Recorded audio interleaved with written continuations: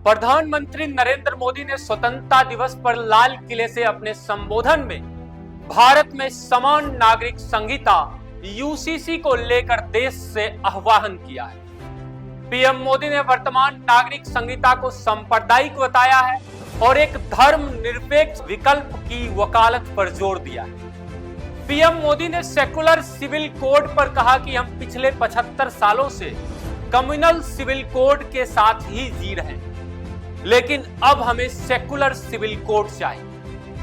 केंद्र की नरेंद्र मोदी सरकार की यूसीसी लाना प्राथमिकताओं में से एक है।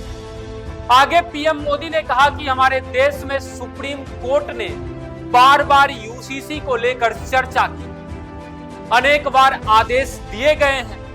अब देश की मांग है कि देश में सेकुलर सिविल कोड हो।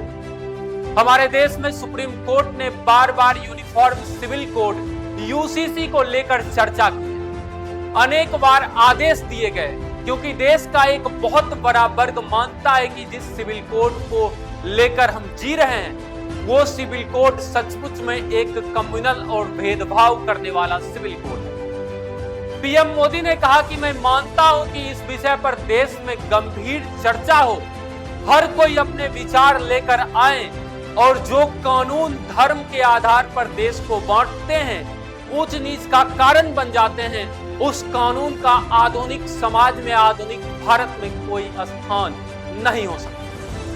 अब देश की मांग है कि देश में सेकुलर सिविल कोड हो।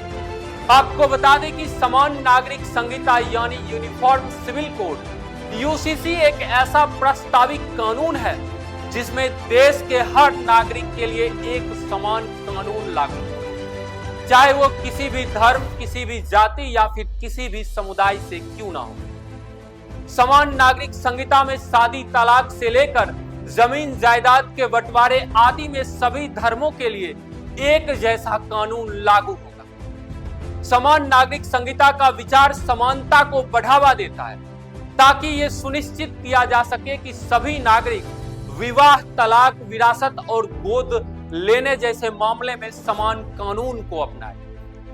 फिलहाल देश में संपत्ति, विवाह, तलाक के नियम हिंदू, मुस्लिम और ईसाइयों के लिए अलग अलग है, जिसका उल्लेख संविधान के अनुच्छेद 44 में किया भी गया है। बाकी यूसीसी को लेके आप क्या सोचते हैं वो हमें कमेंट सेक्शन में जरूर बताएं। क्या भारत में यूनिफॉर्म सिविल कोड लागू होना चाहिए, ये भी हमें कमेंट सेक्शन में जरूर बताएं। फिलहाल इस वीडियो में इतना ही, मिलते हैं नए वीडियो में, तब तक के लिए जय हिंद।